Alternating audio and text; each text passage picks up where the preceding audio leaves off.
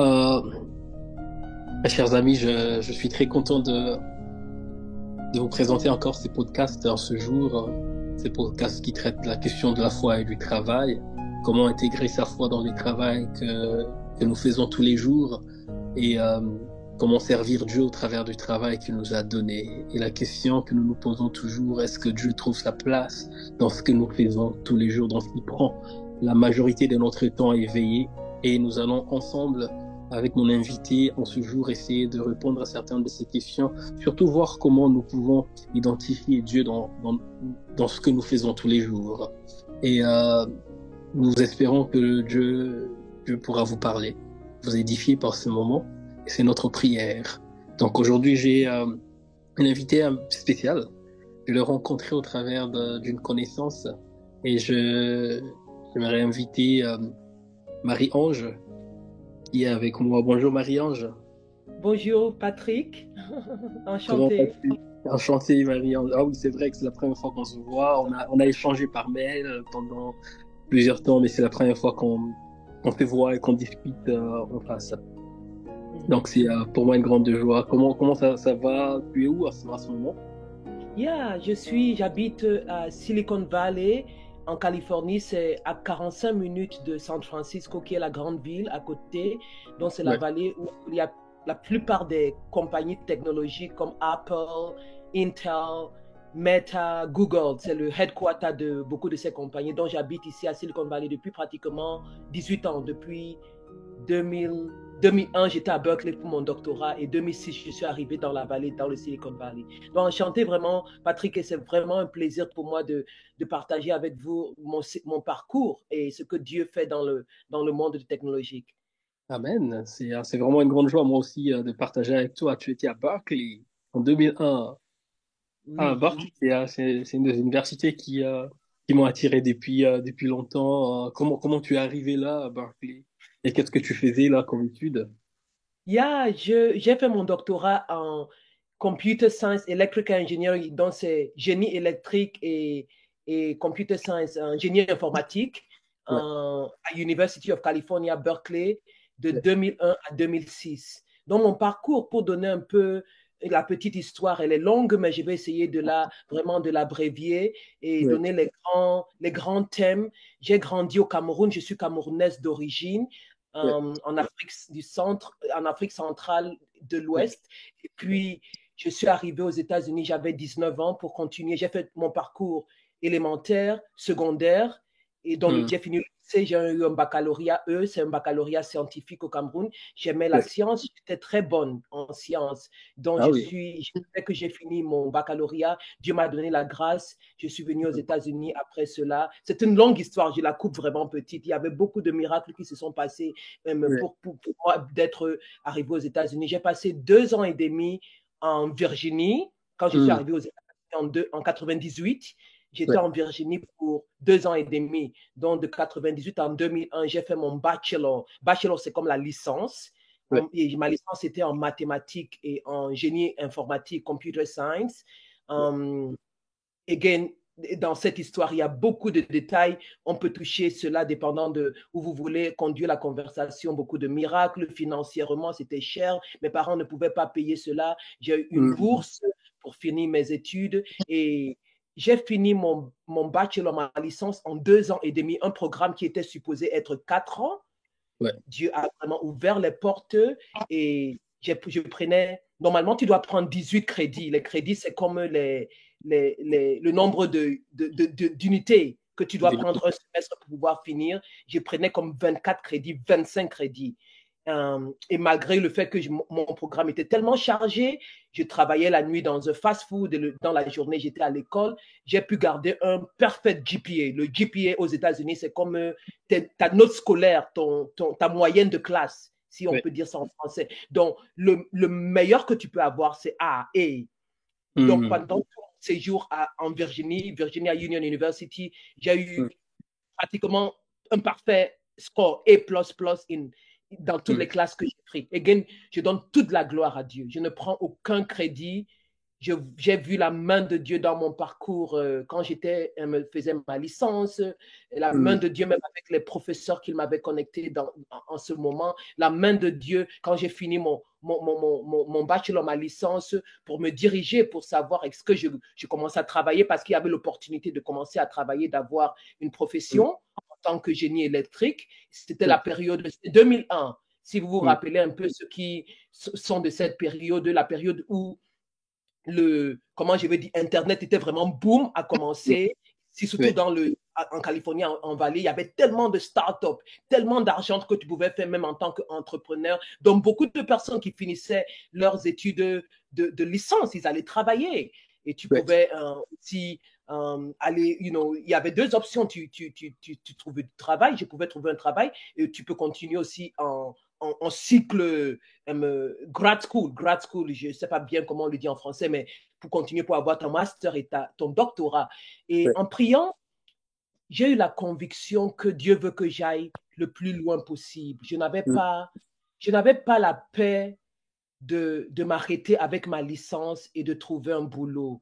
Je savais que je pouvais avoir un boulot, mais j'avais la conviction que je peux aller le plus haut possible dans ma carrière, continuer à apprendre une des aptitudes ou une des forces que le Seigneur m'a mis, tant que, même étant petit, c'est curiosité. Je suis très curieuse. Donc, je continuais à me demander qu'est-ce qui est la limite de ce que je peux comprendre et apprendre dans mon domaine d'études. Je veux vraiment continuer à me poser des questions, continuer à aller le plus profond. Et la réponse, c'était, apply, que j'applique pour avoir soit une maîtrise, soit un doctorat dans une université. Et aussi avec ma passion pour l'excellence, je crois aussi que c'est ce que Dieu a mis dans mon cœur étant petite. Je me suis dit, je ne vais pas me limiter sur juste les universités moyennes. Right? Les États-Unis ont c'est pas des milliers d'universités. Il y a tellement d'universités. Mais je me suis dit dans mon cœur que Dieu, en tant qu'enfant de Dieu, nous devons continuer à rêver pour le meilleur, continuer à postuler pour le meilleur. Donc, c'est un risque, j'ai appliqué pour les 3-4 meilleures universités dans mon domaine à l'époque, 2001. Donc, il y avait University of California, Berkeley, il y avait MIT, Massachusetts Institute of Technology, il y avait I applied to MIT, il y avait Stanford University et Georgia Tech. Voilà les 4 universités que j'ai appelées. C'est un risque, tu prends vraiment un risque parce que les meilleurs étudiants de tout le monde entier appellent dans cette université, right? Tu n'as aucune garantie. Ce n'est pas parce que tu as de bonnes notes, parce que les autres sont de bonnes notes, right?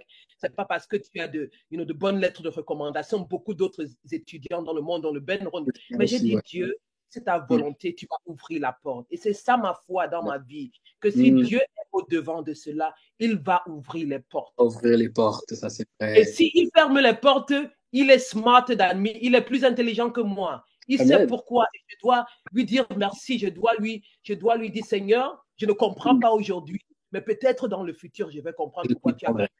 Donc, c'est ça mon attitude en tant que chrétienne, que je fais mon meilleur et j'applique pour le meilleur et je laisse Dieu, si c'est ta volonté, tu vas ouvrir la porte. Si ce n'est pas ta volonté, tu la fermes et peut-être je serais déçu à ce moment, mais dans le futur, je comprendrai que c'était pour une bonne chose. Tu as fermé la porte. Et j'ai vu des portes ouvertes dans ma vie, j'ai vu des portes fermées dans ma vie. Donc, et quand il ferme, souvent, c'est pour en ouvrir une autre. Peut-être pas celle laquelle on l'attendait, mais il a toujours une porte et surtout la meilleure pour nous. You got it, tu l'as compris.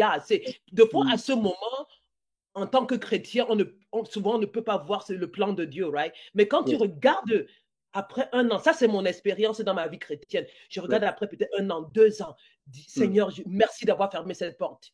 Je ne comprenais pas à ce moment et maintenant je comprends que soit tu m'as préservé, soit tu avais une meilleure porte pour moi, soit tu travaillais dans mon cœur, parce qu'à la fin de la journée, ce que j'ai compris dans ma vie chrétienne, c'est que la volonté de Dieu, c'est que nous soyons de plus en plus comme Jésus.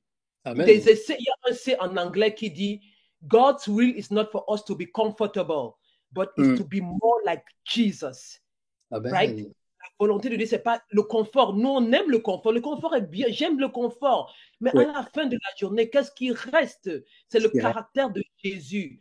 Amen. C'est la gloire de Jésus. C'est Mm. Jésus en train de préparer une bride, une Mm. épouse. Parce il va revenir un moment et il prépare son bride pour son retour. Et il veut nous former, il veut nous pruner, il veut nous amener à être de plus en plus comme lui. Donc, c'est la petite, j'essaie un peu de, j'ai détourné la question. Donc, ce que je voulais dire, c'est qu'il y a Dieu en train de nous former dans toutes les épreuves, haut ou Mm. bas, où nous traversons pour sa gloire. Mais pour revenir à l'histoire de Berkeley, donc j'ai appelé à 4 universités, comme j'ai donné les noms. C'est Ouais. vrai que j'avais aussi appliqué à certaines universités moyennes, mais ce n'était pas mon cœur. Mon cœur, Ouais. c'était que Dieu, vraiment, j'ai vraiment envie d'aller dans la meilleure pour apprendre des meilleurs professeurs, pour être Mm. parmi les meilleurs étudiants du monde entier. Ouais. Dieu est fidèle, il est fidèle, il est fidèle. Donc, Mm. entre les 4 universités, j'ai reçu deux oui, de Berkeley et de Stanford. Berkeley m'a donné full ride. Full ride, ça veut dire que j'avais une bourse complète qui me prenait Complètement. ma scolarité, mon loyer, mon appartement, mon vécu, où je vis et la nourriture, presque tous les livres. Ouais.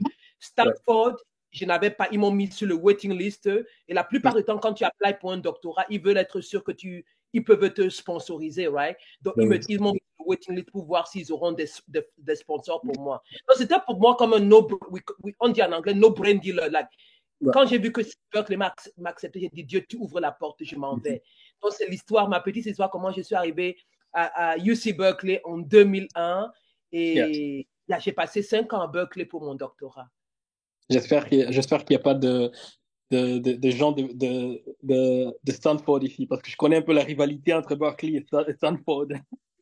Toi, tu as choisi Berkeley. Bon, Dieu t'a choisi sur Berkeley. Ça, c'est très bien, ça. Il y a cette petite rivalité. Qui est la meilleure université, qui est le meilleur, avec le meilleur statut dans tous les programmes d'ingénierie. Ce fois, c'est Berkeley qui est ici. Deux fois, c'est Stanford qui est premier, deuxième. Il continue à compétir. Oui, ce qui est bien, ce qui apporte l'excellence.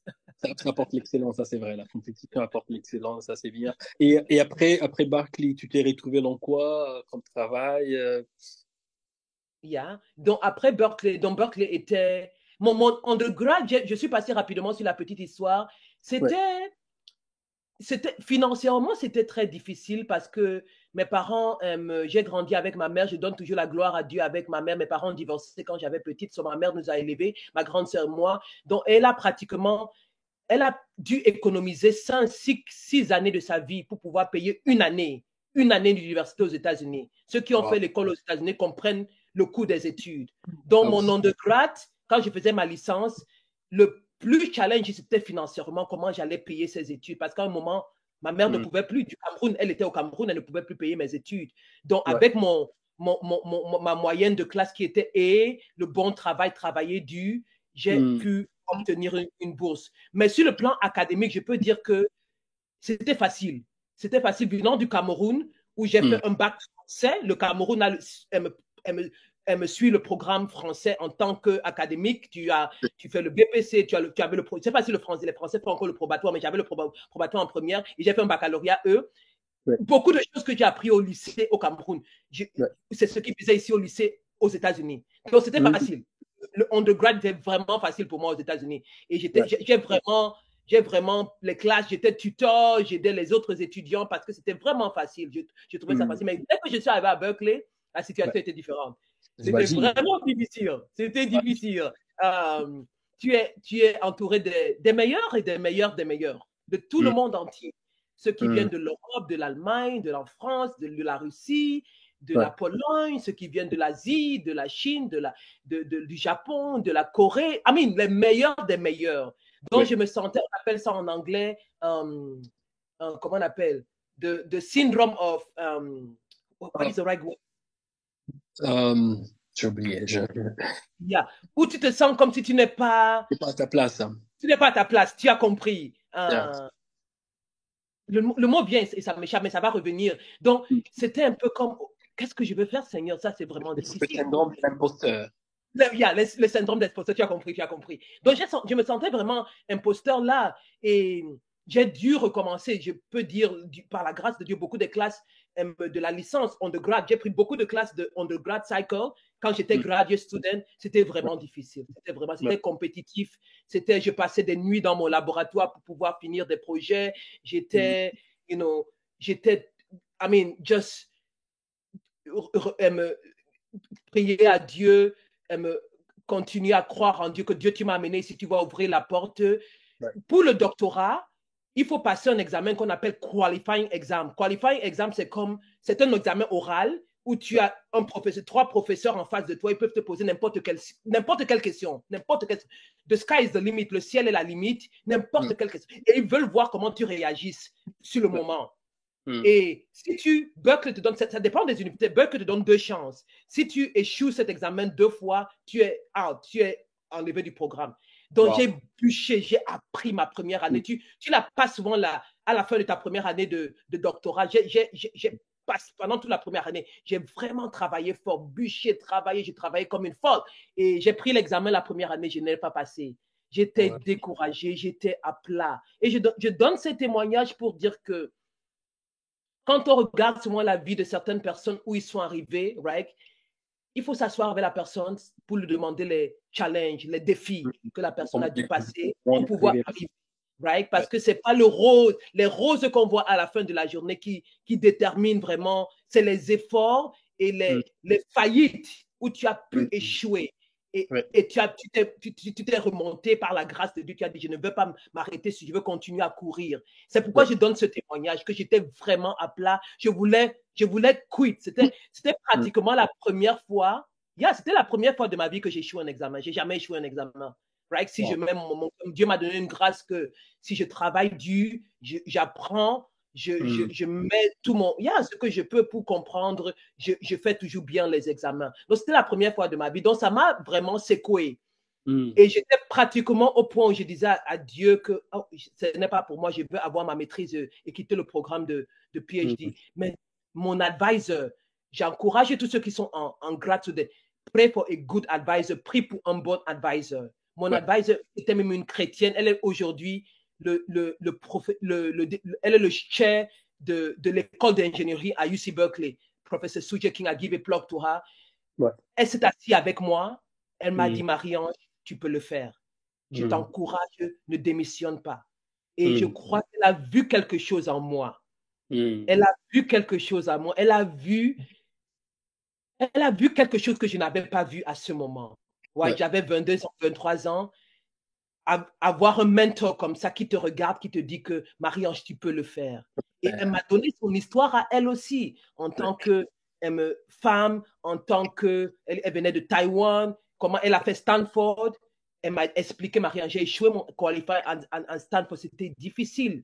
Mais avec la grâce de Dieu, avec, continuer à travailler, j'ai pu finir mon doctorat. Dans son témoignage, et quelqu'un comme ça qui s'assoit avec toi, qui dit, Marie-Ange, tu peux le faire, ça m'a donné un souffle nouveau pour me dire, merci Seigneur, si cette dame qui voit quelque chose en moi que je ne vois même pas maintenant, elle m'encourage.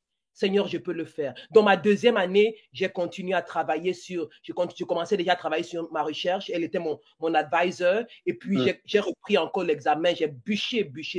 J'ai pu passer la 2e année. Donc, c'est comme ça que je suis entré dans le programme officiel de PhD parce que tu dois passer cet examen avant d'être considéré comme candidat de doctorat. Si tu ne le passes pas, tu es out. Tu es dehors. Et pendant les 3 dernières années de mon doctorat, c'était la recherche. Donc, tu fais 2 années de classe, et les classes étaient vraiment difficiles. Les 3 dernières années, je crois que c'était un peu moins difficile, c'était plus en tant que doctorat. Je crois que Patrick, tu fais ton doctorat, n'est-ce pas? Oui, je suis en train de faire mon doctorat, ouais. OK. Tu dois trouver en sciences, pour graduer, pour être un récipient de doctorat, tu dois trouver quelque chose que personne n'a jamais trouvé. Tu dois être l'expert en quelque chose, spécialement dans mon domaine en sciences. Donc, il y a définitivement des hauts et des bas, right? Tu publies, j'ai fait beaucoup de publications, elle m'a encouragé à faire beaucoup de publications. J'ai collaboré avec beaucoup de scientists, beaucoup de scientists de beaucoup de pays dans le monde entier. Et pratiquement après 5 ans, mon doctorat, c'était, je travaillais dans le clean room, on appelle ça clean room en anglais, la salle propre. Je ne sais pas si je traduis bien, mais c'est où on fabrique les microchips, les integrated circuits.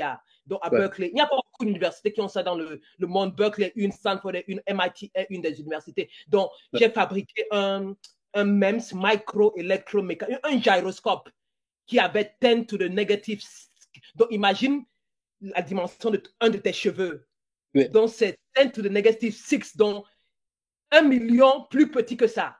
Mais c'est pas possible, le gyroscope que j'ai fabriqué. Et les applications peuvent être dans la biologie, peuvent être dans la mécanique, peuvent être même dans l'électronique. L'application que j'ai travaillée, c'était plus dans l'électronique. Comment ça peut être trouvé dans une voiture. S'il y a une décélération, tu dois avoir cet instrument qu'on appelle un gyroscope pour détecter the rate of deceleration or acceleration. Donc ça, c'était mon doctorat et c'est comme ça que j'ai fini mon doctorat.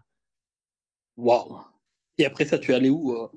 Ça, c'est impressionnant. Après ça, petite histoire aussi, je n'ai pas parlé de ma foi en Jésus dans tout cela, je parlais plus pour mon parcours académique. J'ai toujours été quelqu'un qui est passionné par Dieu. Dieu a changé ma vie quand j'avais 11 ans. J'ai donné mon cœur, j'ai donné ma vie à Jésus au Cameroun. J'étais un enfant. À 11 ans, tu es un enfant. Peut-être tu n'as pas, beaucoup de gens disent, tu n'as pas encore vécu. Mais j'ai eu une expérience qui était unique et qui a... Ce n'était pas la religion, c'était... J'ai découvert que Jésus est tout ce dont j'ai besoin. Il est ma vie, il m'aime, il veut avoir une relation avec moi. Bien qu'avant, on allait à l'église catholique, ma famille, à moi, beaucoup de gens au Cameroun ont été catholiques, on a grandi catholique. Mais à ce moment-là, j'ai vraiment pris une décision personnelle de choisir Jésus, de le suivre, de lire sa parole, d'essayer de vivre comme il demande dans sa parole. Et ma vie a changé. Même comme j'étais enfant, j'avais 11 ans, j'ai des enfants maintenant, je les vois 9 ans. Je me rappelle, je dis, Seigneur, j'avais cet âge. Et je prêchais l'évangile dans toutes les écoles où je partais. Je crois dans mon lycée, dans mes écoles secondaires, j'ai créé des groupes bibliques ou des groupes de prière.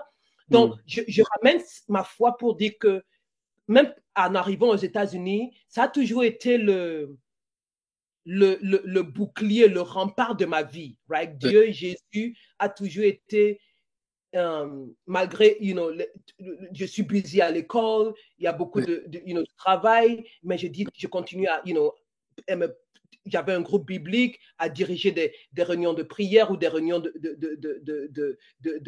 Bible study, d'études bibliques. Donc, dans mon église à l'époque, quand je finissais mon doctorat, je faisais partie d'une équipe d'évangélisation où on allait prêcher l'évangile dans les rues de Oakland. C'était Oakland, c'est à côté de Berkeley. Et dans cette occasion, j'ai rencontré un frère en Christ et par la grâce de Dieu, on pensait que Dieu nous amenait ensemble pour se marier. Et on est devenus fiancés. Et l'histoire importante de cette histoire, tu ne m'as pas posé une question personnelle, mais je ramène toujours cette histoire pour expliquer donc comment Dieu, qu'est-ce qui s'est passé après mon doctorat, parce que c'était à cette période aussi où je finissais mon doctorat, j'étais très involve dans mon église avec ce frère, Dieu bénit son cœur, on n'est plus en contact aujourd'hui, mais Dieu l'a utilisé dans ma vie. Donc, on prêchait l'évangile dans les villes de Oakland. On avait une passion. Il était aussi originairement de l'Afrique, du Ghana. On voulait rentrer en Afrique pour pouvoir commencer des missions. On voulait faire des missions médicales et tout ça. Mais la longue story, pour la rendre vraiment petite, 2 semaines ou 3 semaines avant notre mariage, l'église était très excitée. Le pasteur, il nous avait vus comme des leaders dans l'église. Et mon ancien fiancé, il a coupé l'engagement. Il a dit qu'il ne veut plus se marier. J'avais 26 ans. Yes, il a dit il n'était plus d'accord avec ça. Il a dit qu'il n'y avait pas vraiment de raison. Aujourd'hui, quand je regarde, il y a toujours peut-être, tu peux d'avoir des arguments, mais ce n'était pas des trucs que tu peux dire que c'était comme un deal breaker, il y avait un red flag, quelque chose de mauvais s'est passé. Mais longue story sur ça, ça m'a dévasté. Ça m'a traumatisé, ça m'a amené dans une dépression. Et ça a été la première fois de ma vie où je question, où je pose des questions à Dieu. Je dis, Dieu, je t'ai servi toute ma vie. J'ai essayé d'être fidèle. J'ai essayé de te suivre, de comprendre ce que tu veux. Et j'ai vraiment pensé que ce frère en Christ, c'était le frère que tu as mené dans ma vie, qu'on se mariait pour te servir, c'était pour te suivre. Et j'étais totalement désespéré. Dans cette dépression, Dieu m'envoie donc au Mozambique. C'est une longue histoire. Heidi Baker, qui est le fondateur. Si tu connais Heidi Baker, je ne sais pas si tu la connais. Elle est la fondatrice de Iris Ministry. Et ils ont une grande mission basée au Mozambique. Je me retrouve au Mozambique pour vraiment chercher. Je cherchais la face de Dieu. Ça, c'était la période de la fin de mon doctorat. Je venais d'avoir de mon doctorat. J'étais contente de cette victoire après tellement d'épreuves. Mais en même temps, une déception émotionnelle où je me pose des questions. Où est Dieu? Qu'est-ce que j'ai fait? Est-ce qu'on a... Tu te poses tout genre de questions. Donc, je me retrouve donc sur mes genoux, dans la poussière de mon âme. C'était l'un des plus pauvres pays. Il n'y avait pas de bathroom, rien. Mais la présence de Dieu était dans ce moment. Tu peux faire des recherches sur Internet. Je crois que Dieu continue à travailler. Pemba, Mozambique, c'est le village, la ville dans le nord où Iris Ministry est basé. Les missionnaires viennent du monde entier. Du monde entier. Il y a eu un réveil, un grand réveil. Les enfants qu'elle a récupérés de la poubelle prient pour les malades guérissent, les aveugles voient, les paralytiques. La parole de Dieu, tu vois la Bible qui se vive. Et dans cette mission, pendant que moi aussi je suis broken, je suis déprimé, Dieu commence encore à se révéler à moi, me donner l'amour et la passion pour son ministère, pour continuer à le servir. Je reçois un message prophétique de quelqu'un qui ne me connaît pas, Il y a des gens qui viennent du monde entier. Il me dit, Marie-Ange, you've been broken. I will say it in English. I have a plan for your life. God is sending you back to Silicon Valley to be a bridge between the poor and the rich, to be a bridge. I've brought you with technology, with a mind that is unique to create, to invent. I am sending you back. I need my bride. I need my people, my church. I know you. Et je voulais vraiment rester là parce que la présence de Dieu était là.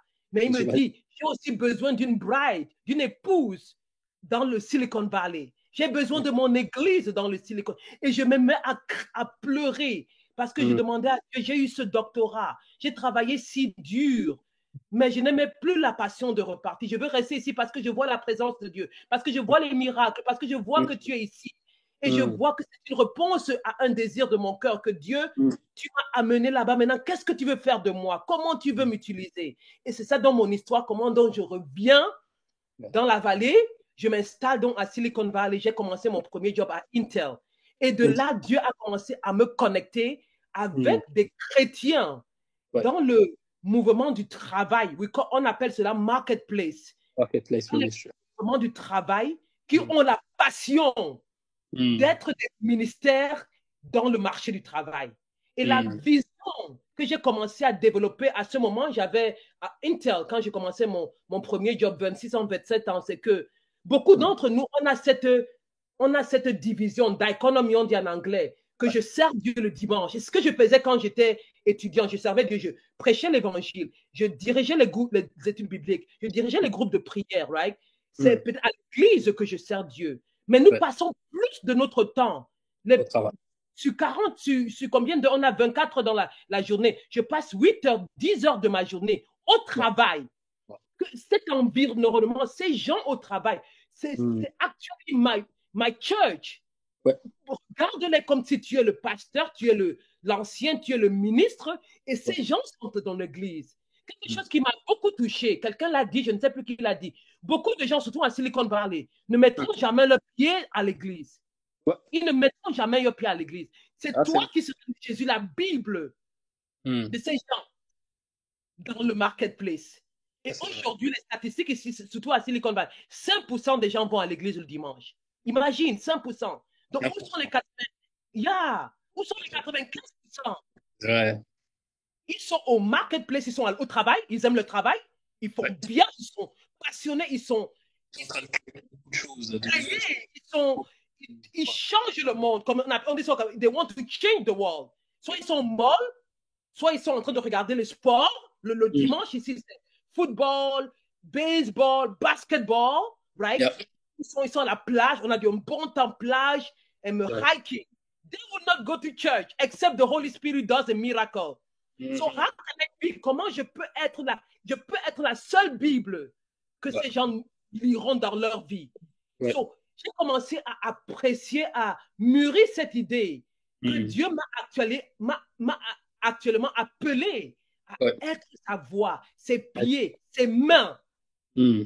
Où est-ce qu'il m'a placé? Qui est technologie, marketplace, le ministère du Travail. Ouais. Et quand j'ai cette réalisation, la façon dont je travaille, la façon dont je traite mes collègues, je traite mes subordonnés, je traite mes partenaires est différente. Ouais. Parce que je sais que je suis la Bible. Je suis ben. peut-être la seule Bible. Ils n'ouvront pas la Bible un jour. Mais comment je peux être Jésus pour ces gens? Comment je peux montrer le royaume de Dieu? Et c'est ça, c'est maintenant mon parcours depuis pratiquement, je peux dire, depuis 2007, 2008 à Intel. Wow. J'ai fait partie de groupes bibliques. Dieu m'a connecté avec beaucoup de chrétiens qui ont la même vision. Dieu m'a amené dans beaucoup d'autres ministères, dépendant des saisons. J'ai participé à d'autres ministères qui ont le même, le but c'est le même, que nous sommes des marketplace ministers et comment on se comporte, comment on peut utiliser le mantel, comment on dit mantel, le bâton que Dieu nous a donné pour pouvoir changer l'environnement. Donc, je peux toucher différents ministères, mais c'est un peu comme ça que maintenant, ma vie, c'est au travers de cette déception. Ouais. Pour dire comment de fois, quand tu ne vois pas la volonté de Dieu au moment, quelque chose qui est vraiment terrible dans ma vie, où je me retrouve donc au Mozambique pour chercher la face de Dieu. Et Dieu me dit, je te ramène à Silicon Valley. Et depuis, il a ouvert les portes et il m'a connecté avec des gens comme Paul. Paul, pratiquement, que tu connais, qui nous a mis en contact. C'est le même. J'ai rencontré Paul au travers d'un ministère qui a la même vision. Fait tech at work. Comme on a mis les trois ensemble. Ouais, mais ça c'est très bien. Ça c'est un parcours encourageant. On voit déjà la main de Dieu qui t'est conduisé depuis le Cameroun jusque dans nos programmes de PhD et même après, quand Dieu peut utiliser aussi les déceptions pour nous ramener vers lui, surtout pour forger son appel en nous, c'est vraiment exceptionnel quand on voit comment Dieu conduit nos vies. Pour dire que souvent il ne passe pas par le chemin que nous aimerions, que nous on a prévu. Il nous fait par un chemin qui ressemble à un détour. On dit, mais Seigneur, c'est au nord que tu voulais m'amener, pourquoi on passe par le sud? Lui, il sait comment nous amener là où il veut. Et ce qui m'impressionne, c'est tu te retrouves dans ces mondes de la technologie, dans Silicon Valley. Tu as parlé d'Intel. Et aujourd'hui, tu es toujours avec Intel? Je suis à Facebook, je suis à Meta. Donc, depuis Intel, j'ai fait 5 compagnies. J'ai fait la plupart des big tech compagnies, Intel, Amazon, McAfee, Yahoo, Roku, et maintenant je suis Facebook Meta. Facebook est devenu Meta. Donc, j'ai vu beaucoup de différents produits. J'ai vu beaucoup de culture de technologie, qui sont, chaque compagnie a sa culture, et beaucoup de process, d'environnement qui impactent la vie des gens dans le monde entier. Parce que les produits qui sont faits ici, à Silicon Valley, right, touch billions of people all over the world, right? Et quand je regarde, je dis, c'est la grâce de Dieu, mon frère. Je n'aurais jamais fait ça. Je n'aurais jamais tracé ce chemin. Quand je suis venu en tant qu'une jeune teenager, jeune étudiante du Cameroun, je n'aurais jamais mis ce chemin comme Dieu l'a fait. C'est la grâce de Dieu. Et j'aime dire aux gens, j'aime le passage de Esther. Dieu m'a même donné ce passage cette année, au début de cette année. Esther, je crois que c'est 14:4. Tu peux check où il dit, it's for such a time. C'est Mardoché qui dit à Esther, maybe it's for such a time like this that God brought you into the kingdom. C'est le passage que Dieu m'a donné. C'est pour ce moment. Dieu m'a mené dans toutes ces différentes compagnies up and down pour ce moment. Pour ce moment. Et j'ai cette conviction dans ma vie. Ça, c'est très bien. Avant de rentrer à comment tu sers Dieu dans ces compagnies, y a-t-il un produit sur lequel tu as travaillé, que tu as développé dans ces entreprises, que c'est un produit phare? Toi, tu es fier, tu en es fier. Il y a deux produits que je suis fier et aux États-Unis, on a ce qu'on appelle interview. Je ne sais pas si c'est la même chose en France ou quand tu applies pour une nouvelle position dans une compagnie, te pose la question quel est le produit le plus. Et surtout en product manager, je suis un product manager leader. C'est une question qui vient constamment. Quel est le produit que tu es vraiment fier d'avoir développé? Je donne toujours les deux exemples. Le premier, c'est quand j'étais à Intel. Si vous Ouais. vous rappelez, je ne sais pas quel âge vous avez, mais à l'époque, il y avait les netbooks, les petits computers qui Je connais étaient bien. Donc, j'en avais pratiquement aussi. le. J'avais Il y même, a, c'est Intel, moi, les nôtres, ok, c'est c'est Intel. mon J'en avais, bébé, ouais. c'est mon bébé, c'est mon bébé. J'ai développé, pas seulement moi, nous étions trois à Ouais. Intel dans la compagnie. C'était avant que Apple vienne avec le first iPad et le first iPhone, right? Oui. Quand Ouais. tu voyageais dans le monde entier, tu avais ces petits Ouais. ordinateurs et Ouais. les capabilités, c'était le capacité de tablette. On appelait ça content consumption, not content creation. On voulait Yeah. que ça soit utilisé pour regarder un petit YouTube, Oui. texte, messaging, communiquer avec les amis. C'était pas supposé être pour ton travail de chaque jour. Tu fais beaucoup de productivity parce que ça va crash on you. On a fait ça en design. C'était design pour Donc, ça. donc, Tu tu auras nous ton. as amené le netbook. C'est Yes, Intel. j'ai travaillé avec l'équipe et j'étais product manager dans l'équipe qui a développé. On a travaillé sur le netbook, trois différents plateformes. On appelle ça plateforme qui est le hardware and the software that Ouais. power that computer. So, on appelait ça Intel Atom Processor. Donc, j'ai travaillé sur la première génération qui était Diamondville, la deuxième génération Pine Trail et la troisième génération Cedar Trail. So I'm very proud of that. Je suis très fier de cela parce que j'ai vu l'impact de ce produit dans le monde entier. Je me rappelle que quand j'allais au Cameroun, en Afrique, j'ai acheté 3, 4, c'était très moins cher comparativement à $200, $300, deux fois même $100 à ma famille, aux amis, ils aimaient bien. Et j'ai aussi appris beaucoup de comment, on appelle ça en technologie, jump the curve. Qu'à un moment, tu atteins le plateau de ton produit et il faut toujours penser à l'avenir. Ouais. Penser quelle sera le next, the next big thing out there. Je crois qu'on a échoué, je peux dire, à Intel après ce moment parce que dès qu'on on pensait même déjà aux tablettes.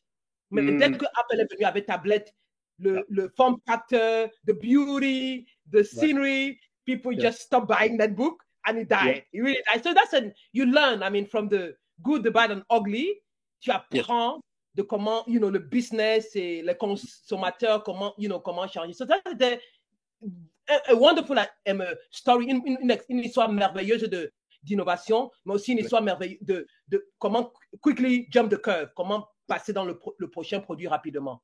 Donc ça, c'est un. Et à Yahoo, j'ai travaillé à Yahoo, ma dernière compagnie, c'était Yahoo. Quand je suis arrivé à Yahoo, il y avait beaucoup de ce qu'on appelle ça toxicity. Et vous êtes probablement au courant avec beaucoup de ces social media. Dépendant de quelle plateforme vous êtes, il y a beaucoup de comment je veux dire, négativité, les gens qui se bagarrent, ça existe avec Facebook, ça existe avec Instagram. Et mon but, et à l'époque, quand je suis arrivé, il y a 3 ans, après la pandémie, pendant la pandémie, Yahoo avait EOL, End of Line, avait discontinu le commenting, la plateforme où on commente, à cause de la toxicité. Ils n'avaient pas les classifiers, ils n'avaient pas la technologie pour pouvoir pour pouvoir filtrer les mauvais acteurs comparé aux bons acteurs. Donc, mon rôle était vraiment ambigu, était vraiment comment je peux convaincre la compagnie qu'ils doivent investir en communauté et comment rendre cette communauté healthy, safe. Aux États-Unis, il y a cette tension entre free speech, comment on dit, la liberté d'expression, right? Mais en même temps que quelqu'un peut s'exprimer librement, il ne doit pas dire n'importe quoi. Il ne doit pas dire n'importe quoi, tu as compris. Il ne doit pas threaten the other person, right? What is that balance? Quelle est la balance? Et il y a toujours, c'est pas white and black, c'était pas une question qui est blanche et noire. Donc, ce que j'ai fait, amener toute une équipe. Il y avait les legal, les lawyers, il y avait les trust and safety people qui sont experts en trust and safety. J'ai apporté les classifiers. J'ai commencé à travailler avec AI, Artificial Intelligence, right? On peut amener ces classifiers dans notre commenting platform pour pouvoir traquer les mauvais les terminologies qui peuvent être négatives et en même temps avoir un autre layer de human, les humains, parce que la machine n'est pas parfaite. La machine est do 90%, 95% of the job, mais on a une autre layer, on appelle ça human moderator. Les modérateurs qui sont des personnes qui regardent donc ces autres 5% de comments qui ne sont pas passés et pour voir est-ce que c'était toxique, est-ce que c'était pas toxique, est-ce que c'était toxique. Donc, quand je suis arrivé à Yahoo, le health de ces produits, c'était comme 10%. Health, ça veut dire comment les consommateurs se sentent en tant que sécurité de communiquer avec les autres parce que c'est safe. C'est pratiquement 10%. Donc, quand j'ai quitté Yahoo, c'était pratiquement 95%. Donc, je suis vraiment fier du travail que j'ai accompli à Yahoo. Je suis vraiment fier. Ce n'est pas un petit problème. Alors, au final, ils ont discontinué ces projets ou ils ont changé, ils ont intégré bien tout ce que tu as dit. On a intégré, donc j'ai amené des classifiers. Je travaillais avec une compagnie et third party, une autre compagnie qui avait des classifiers qui pouvaient traquer ces mauvaises terminologies. On a amené un autre layer on avait des human moderators, une équipe de personnes qui regardaient aussi ces commandes. Il y avait des produits, des capacités dans le produit. Si tu penses, par exemple, Patrick, si on a bloqué ton comment parce qu'on pense qu'il n'est pas bon, mais si tu n'es pas d'accord, tu peux appeal. Tu envoies un message et on va regarder ton comment. J'ai déjà amené beaucoup de capacités dans le produit qu'il n'avait pas avant pour pouvoir premièrement, garder que les gens sont en mesure de s'exprimer, right? Free speech, tu peux t'exprimer. Même si je ne suis pas d'accord avec ce que tu dis, je te donne l'opportunité de t'exprimer. C'est d'apprendre de chacun. Et puis, à la fin, comment on est donc sûr que on n'est pas de l'autre côté où on bloque tout ce qui peut-être on donne l'opportunité aux gens de se dire, OK, je ne pense pas que j'ai apporté un truc toxique. On regarde ton commentaire et on peut encore le rétablir dans la plateforme. Donc, sur le plan de la safety, c'était vraiment successif. So, si tu vas sur Yahoo News, je ne sais pas comment ça se passe en Europe. En Yahoo News aux États-Unis, il y a le commenting platform où les gens peuvent commenter sur le topic. Et puis, c'était la plateforme que je dirigeais.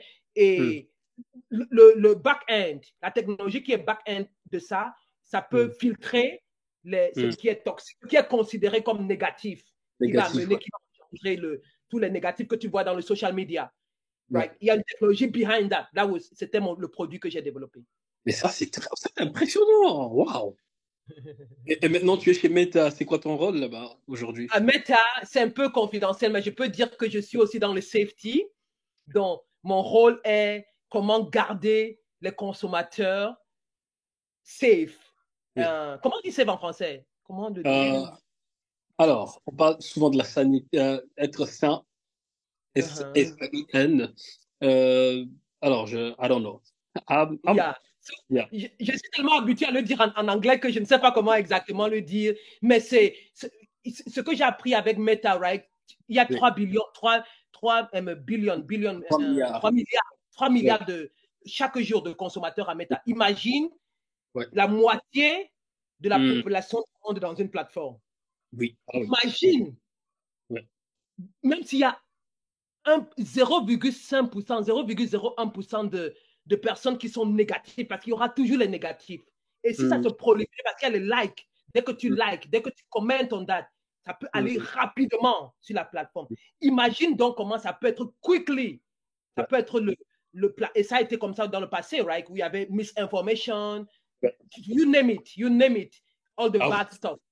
Donc, Meta a une équipe de 5000 acteurs. Meta même a mis de l'investissement. Comment on garde cette plateforme? Les gens peuvent s'exprimer et en même temps, c'est safe, c'est sain, c'est healthy.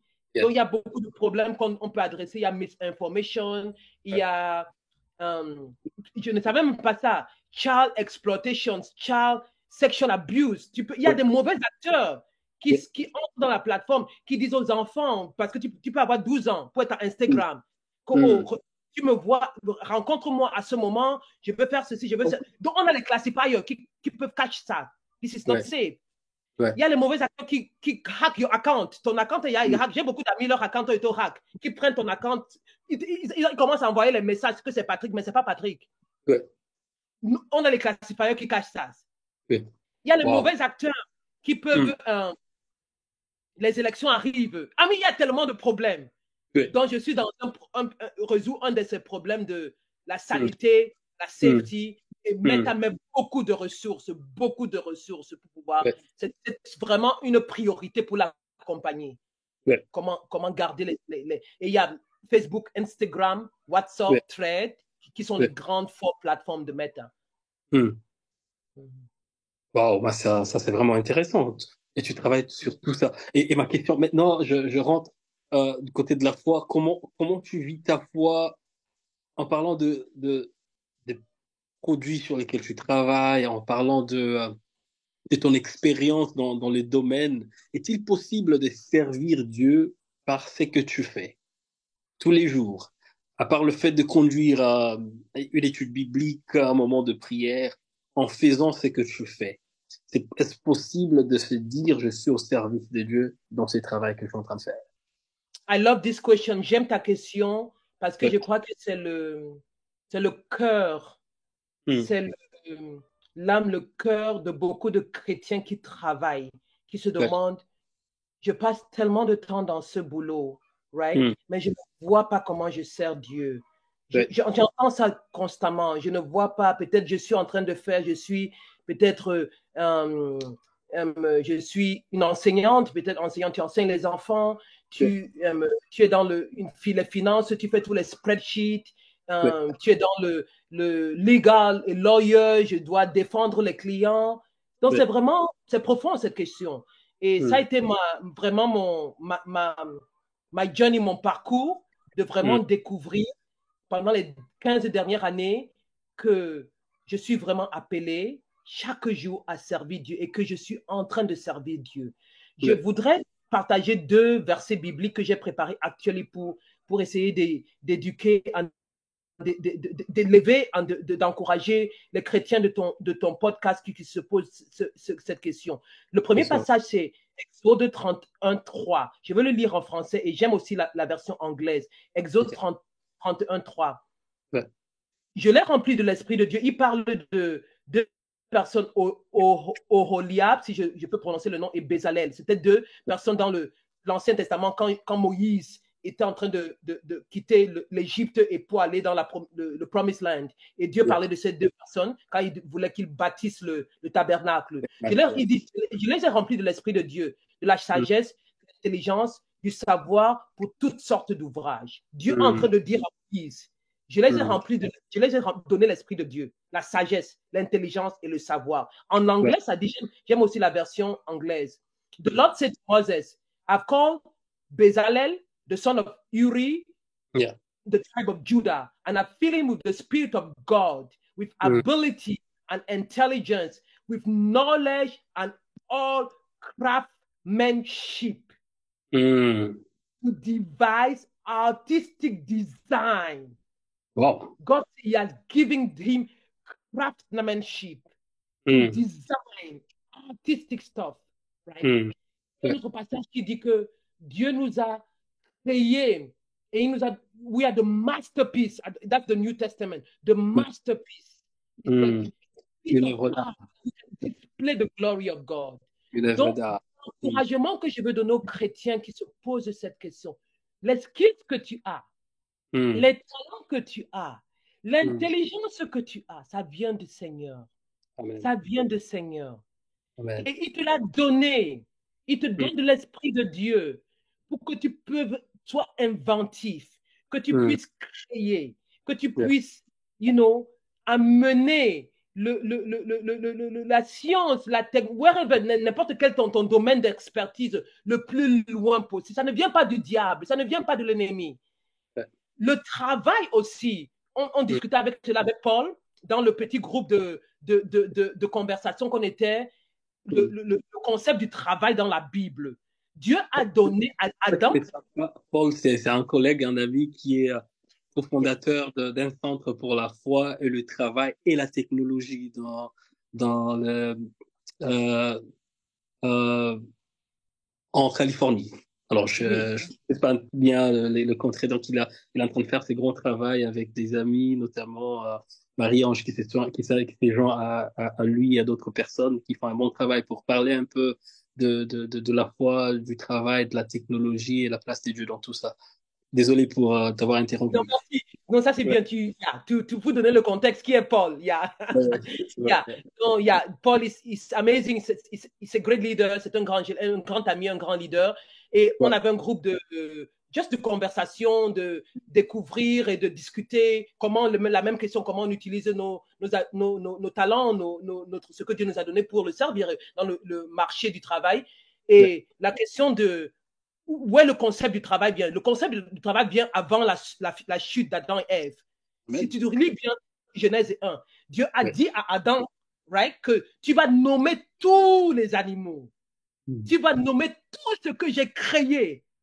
Ouais, It's mind blowing. Des fois, on ne s'arrête pas pour réfléchir. ouais.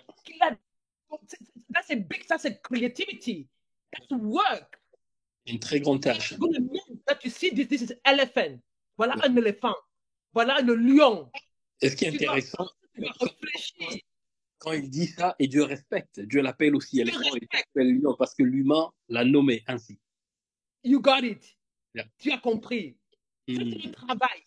mm, Donc, en tant que chrétien, il y a cette confusion, je ne sais pas que le travail est mauvais, je ne veux pas travailler, je veux pas, je veux juste que Dieu me bénisse, il va ouvrir les écluses du ciel, il va faire ouais, tomber ceci et cela. Dieu peut le faire, mais il nous a appelés à travailler. ouais, Il nous a créés pour travailler, pour créer, pour inventer. Cette intelligence vient de nous. Donc, premièrement, pour moi, c'est comme le background, mm, mon intelligence en sciences, en technologie vient du Seigneur. Ça vient de mm, Dieu, ça ne vient pas de l'ennemi. Et chaque mm, jour, quand je vais au travail, pour être vraiment pratique, je dis, mm. Jésus, aujourd'hui, je te donne mon intelligence, je te donne my brain, mon Ouais, cerveau, mm, donne-moi de créer. Et je mm. prie pour les produits que je crée. Ah oui, ah oui. Je prie que toutes les technologies où je mets ma main, un spreadsheet que je développe, une Mm, présentation que je mets ensemble, puisse mm. puisse agrandir le royaume de Dieu. Right? Amen. Avoir cette vision que je ne le fais pas en vain, je ne le fais pas pour moi, je ne le fais pas pour pouvoir gagner plus d'argent, pour pouvoir gagner dans le monde, c'est quoi la différence du monde? C'est que you want to make more money, tu veux être plus riche, ou tu veux Ouais, être plus promotion. I want to ouais, become the next big Steve Jobs, which is, I'm not going to blame people, this is their goal. But pour moi, en tant qu'un enfant de Dieu, c'est pas mon goal, c'est de servir le Seigneur. C'est ouais, que les produits, comme je travaille à mettre, j'ai 3 milliards de personnes que je peux ouais, influencer. Je ouais. prie pour ces produits que Dieu, Jésus, 3 Mm, milliards de personnes dans le monde entier vont mm, interagir avec ce produit, que ce mm. produit puisse envoyer la transformation, que ce produit puisse changer les vies. Je peux ne pas le voir de mon côté, je peux ne pas Mm, le voir, mais c'est ça la foi, de croire mm. que Dieu m'a mis là pour prier, pour amener l'Esprit de Dieu dans cet environnement. Quand je Ouais, mets mes mains sur quelque chose, il a dit à Josué, tout ce que tu toucheras, je bénis. Quand je mm, mets mes mains sur ce produit, il est différent. Il est ouais, différent, pas parce que je suis plus smart, plus intelligent que... Non, non, parce que j'ai mm, l'Esprit de Dieu, parce que je transporte la présence de Dieu. Ça, c'est mm, déjà un truc que j'ai vu dans mon travail, que je fais différemment depuis que j'ai compris mm, que c'est Dieu qui m'a mis là, qui m'a donné ces aptitudes. Je prie pour les produits que je développe. Je prie mm, pour ma présence dans les réunions. Je prie mm, le matin quand je commence, Seigneur, je prie que tu m'ouvres l'esprit pour mm, continuer à co-créer avec toi.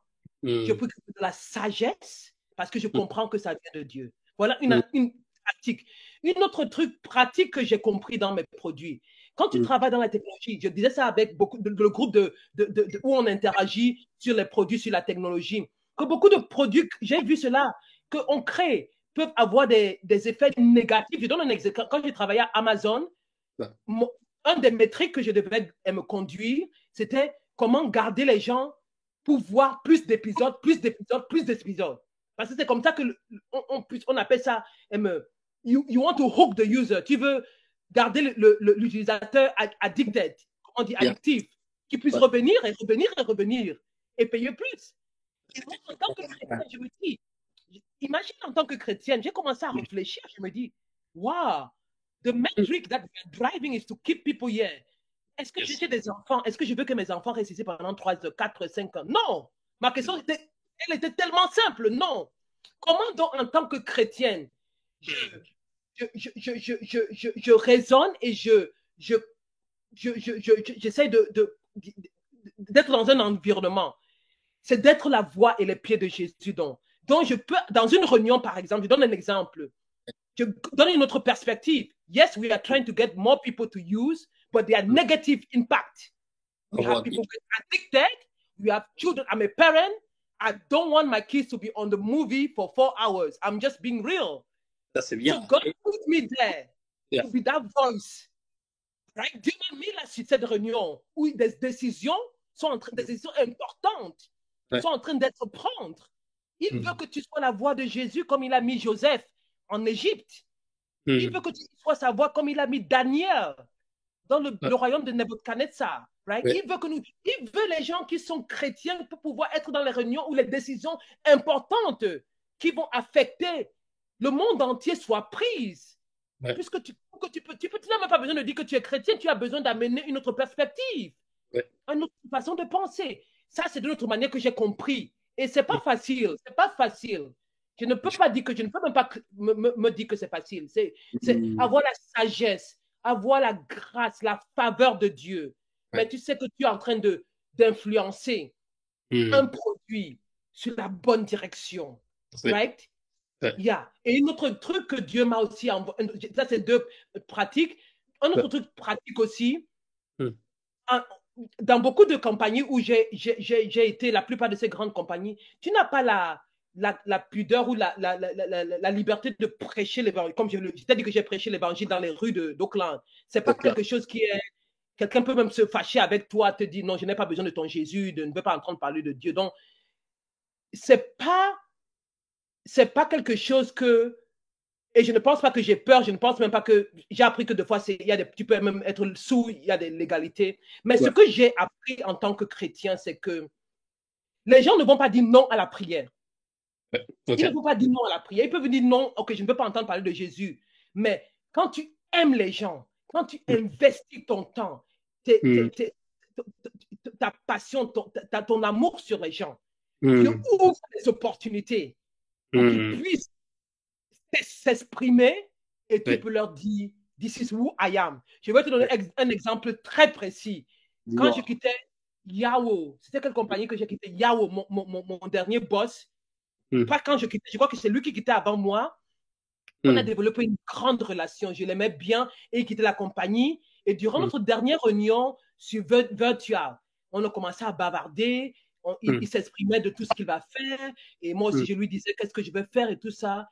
Et il m'a posé un problème. Il a commencé à être honnête, vulnérable, ce qui se passe dans son truc, sa famille, il te fait. La seule chose que je pouvais dire à ce moment-là, je dis que tu sais quoi, mon frère, mon ami, je n'ai pas la réponse à ton problème, mais je sais quelqu'un qui a la réponse. Je suis chrétien. Je crois à un Dieu qui est au-dessus de tout ce que nous pouvons faire. Ce que je peux faire, c'est de te dire qu'il t'aime, qu'il a un plan pour toi. Et je peux prier pour toi si c'est OK pour toi. Donc, je crois sincèrement que si nous prenons cette tâche avec vénération, que nous sommes les mains, les pieds de Jésus où il nous a placés, et nous aimons nos collègues, nous aimons, nous ne cherchons pas à les utiliser, nous ne cherchons pas à prendre avantage, nous les aimons vraiment, même si on peut disagréer, tu peux avoir des petits désagréments, mais you love people, tu aimes les gens comme Jésus a aimé les gens. Dieu va ouvrir ses portes de conversation en tant que 2 collègues, où tu auras l'opportunité de lui dire, mon frère, mon ami, tu sais quoi, ça fait peut-être 1 an que je te connais. Tu es une grande personne, une bonne personne, mais je veux te dire que ce n'est pas suffisant. Ce n'est pas suffisant. C'est who I am. Il y a quelqu'un qui est plus grand que nous et qui t'aime vraiment. Est-ce que tu as une relation personnelle avec Jésus? Donc, ça devient l'opportunité pour toi parce que tu as développé cette relation pour toi de lui parler de Jésus. Donc, voilà les 3 avenues que j'ai vues pratiquement dans ma vie en technologie, dans le marché du travail. Comment Dieu m'a utilisé pour pouvoir être son représentant, son ambassadeur. J'espère que ça aide un peu comment être une pratique. Ça aide beaucoup. Tu as parlé de prier pour le produit, que Dieu touche les gens au travers du produit que tu développes. Tu as parlé d'apporter une autre perspective dans des salles où les décisions sont prises. Et ça m'a vraiment intéressé. Et je me dis, et si tu te retrouves en face de produits qui, d'une manière éthique, mais ne sont pas bons. En fait, ne sont pas bons, comme je dis, un produit, et que tu présentes une autre perspective qui peut t'écouter ton travail. Je ne sais pas, est-ce que tu t'es retrouvé en face de réalité où on te présente un produit, tu t'es dit, moi, en tant que chrétienne, je ne peux pas travailler sur ce produit parce que éthiquement, et aussi avec mes valeurs chrétiennes, je vois en fait, plus d'impact négatif, comme tu as parlé de l'addiction qui peut venir en fonction de certains produits que tu présentes. Et tu dis, je ne veux pas travailler sur ce produit parce que avec ma valeur, avec mes valeurs, avec mon éthique, ça ne peut pas marcher. T'es-tu déjà retrouvé en face d'une situation comme ça? Et si oui, qu'est-ce que tu fais dans une réalité comme celle-là? Bonne question, very, very good question. Hmm. Personnellement, j'essayais de, quand tu posais cette question, je vois où tu veux en venir. Je n'ai Ouais. pas d'exemple personnel. Il y a Ben un oui. produit que je pense que je ne peux jamais travailler. C'est un produit qui va promouvoir sexual addiction. La plupart des websites, actually, le marché, le plus grand nombre d'utilisateurs, comment je veux dire, quand tu vois beaucoup de compagnies, comme quand je travaillais à Yahoo, Google, Hmm. les métriques montrent que Hmm. les websites que la Hmm. majorité des consommateurs visitent, ce sont les Hmm. websites pornographiques. This is really sad. It's really sad. But that's the Malheureusement, reality. C'est la réalité. vraiment Et la les gens réalité. dehors, là, la Hmm. plupart, là, dit que quand tu vois les métriques où les Hmm. consommateurs vont, ça veut dire que les gens ont besoin de Jésus, les gens ont besoin d'amour, l'homme cherche quelque chose. Il Hmm. cherche la paix, il cherche la joie. Donc, si on me demande, j'ai dû me poser cette question, de travailler à améliorer, à Hmm. continuer à augmenter les capacités, les features pour que plus de personnes puissent être addicted à la pornographie, je vais dire non. I mean, je veux définitivement, je veux dire, ça va me coûter mon travail parce que je ne pense pas que c'est positif. Je ne pense pas que c'est positif. Mais les data shows that, là, c'est là où la plupart des gens. Mais j'ai un exemple actuel que j'ai entendu récemment. Hmm. Je fais partie d'une organisation called FedTech. C'est le même principe que Dieu veut utiliser notre technologie. Ils font beaucoup de hackathons, les hackathons chrétiens, où ils Ah développent oui? des applications sur mobile application, online application, pour aider les gens dans les pays développés, dans beaucoup de parties du monde, pour la bonne nouvelle et d'autres trucs. Donc, le fondateur avait une conférence récemment, ici en Hmm. Californie, il était là. Il a donné un exemple qui m'a beaucoup touché. Il disait, pendant un des hackathons, ces hackathons, ils le font une fois par année. J'ai été juge d'un de ces hackathons où beaucoup de chrétiens entrepreneurs dans le monde entier présentent un petit groupe de 5 personnes, ils présentent un produit, ils travaillent peut-être pendant 2 semaines et pour Ouais. un produit. Et nous étions les juges pour juger sur Hmm. le concept, l'objectif, la Hmm. faisabilité, le scalability. Il y avait beaucoup de paramètres. Hmm. La personne, le projet qui gagnait plus un prix. Mais il y Hmm. avait, selon ce qu'il a donné cet exemple, il y avait un hackathon où, let me make sure I get the story correct. Yes. Donc, un des groupes, ils ont travaillé sur. Ce qui s'était passé, c'est que il y avait un site Hmm. online où on avait réalisé que c'était un site si tu veux, les gens, beaucoup de gens, ils ont compris que beaucoup de gens faisaient la recherche comment me tuer, comment me suicider, comment me Oh. suicider. Et ça te Hmm. dirigeait dans un site particulier qui te Hmm. donnait step by step, les étapes C'est pour te pas possible. tuer. Ouais. Et quand ils ont pu dig a little bit deeper, quand ils allaient plus en détail, je crois que Hmm. 20%, 30% des gens canadiens, c'est canadien, c'est un truc canadien, Hmm. des jeunes, des teenagers, Ouais. 20-30% étaient impactés, avaient visité ce site et C'est pas. avaient, cherché pour se suicider. Ce Ouais. qu'ils ont fait pour leur hackathon, c'était Hmm. ils ont dit qui avait Ils ont ce ouais. URL. Quelle est l'origine de ça? Et ils ont acheté le domaine. Ils ont acheté le domaine faisant partie de. Et leur projet, ils ont changé ce domaine pour le mettre Jésus est la réponse ou something parce que les gens étaient déjà habitués à aller dans ce domaine pour savoir comment se suicider. Maintenant, le domaine est devenu you don't have to kill yourself. Something like that. Je ne me rappelle pas les détails, mais c'était plus la solution. Ouais. La solution à ta dépression, à ta déception, à ce que tu es en train de traverser. Et c'était le projet que l'équipe chrétienne a présenté. Dans le jour où je crois qu'ils avaient une réunion, je ne sais pas si c'était la fin de la conférence, je ne me rappelle pas tous les détails, mais je me rappelle que quelqu'un dans la salle a donné le témoignage. Vous savez quoi? Il y a peut-être un mois ou time, je suis allé dans ce website et j'essayais de me suicider. Et j'ai vu que le domaine avait changé et que c'était maintenant devenu un domaine où je peux avoir la paix, avoir la réponse à mon problème. Écrit, tu peux cliquer ici, avoir quelqu'un qui peut t'aider, right? Et quelqu'un dans la salle tu ne peux même pas imaginer donne ce témoignage. Ça l'a fait pleurer qu'avec la technologie, we can have an impact. Donc voilà un exemple, quelque chose qui était négatif, right? Un site qui était un domaine qui était négatif. Un chrétien, un groupe chrétien a acheté. A dit, on va repurpose that, on va changer ça pour mener la réponse à tous ces. Et ça, c'était qu'une seule personne qu'ils ont pu avoir un témoignage. Mais combien d'autres adolescents au Canada, combien qui ne connaissent pas l'histoire, ils n'ont pas pu me toucher pour savoir, on a pu avoir un impact dans tellement de maisons, right?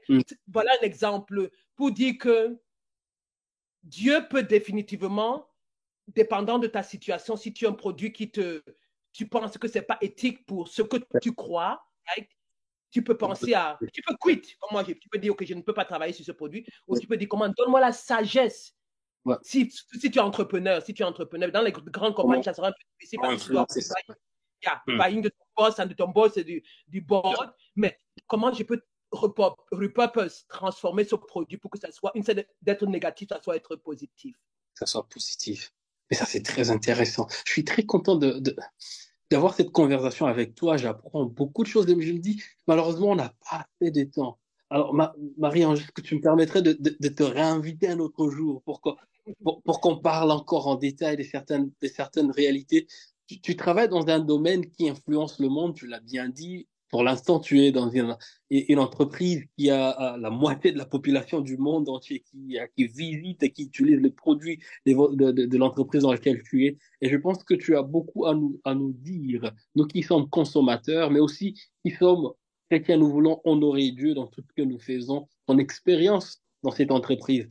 Pas seulement dans cette entreprise, mais dans ces contextes-là de la nouvelle technologie qui est en train d'influencer le monde pourra aider beaucoup de gens de par le monde qui sont soit dans le même contexte ou dans d'autres contextes, soit des consommateurs ou aussi des producteurs, chacun dans son domaine. On a beaucoup à apprendre de ton expérience. Donc, j'aimerais t'inviter prochainement, je ne sais plus encore le cadre, mais j'aimerais trouver un cadre qui pourra nous aider à développer un peu plus en détail sur ces questions pour être en mesure d'édifier beaucoup des gens et surtout de nous inviter tous à être conscients de la présence des dieux dans le travail que nous faisons et l'endroit où nous sommes placés pour que nous puissions avoir de l'influence pour la gloire de notre Dieu. Donc, merci beaucoup. Je sais pas si tu avais un dernier mot pour l'instant. Qu'est-ce que tu dirais à toutes les personnes qui sont en train de nous suivre en ce moment? Ouais, c'est vraiment un plaisir, c'est vraiment un honneur, c'est un privilège de passer ce moment avec toi, Patrick, et ton audience.